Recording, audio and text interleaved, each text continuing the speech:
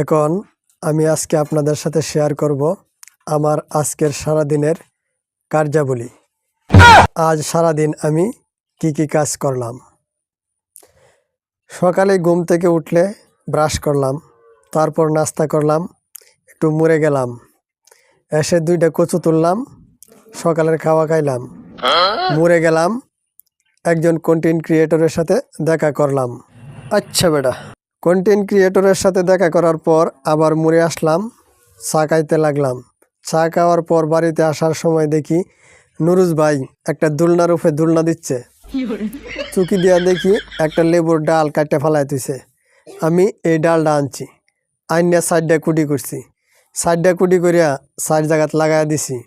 যদি এই লেবুর ডালগুলিতে লেবু ধরে ভিডিও পরে আপনারা পাইবেন, না ধরলে পাইবেন না, আগেই ফুরায় রাখলাম। তারপরে দুপুরে খাইলাম।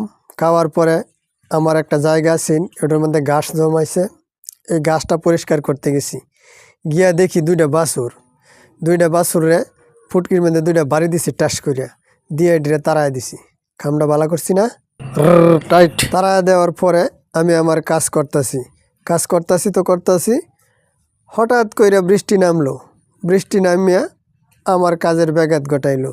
বাড়িতে আয়া পড়লাম, গোসল করলাম, গোসল বুর কইরা বয়ে রইলাম। ভাবলাম শুধু বেকার সময়টা নষ্ট করব, তা তো হতে পারে না।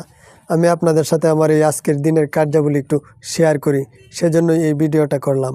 কেমন হলো জানাবেন। আচ্ছা।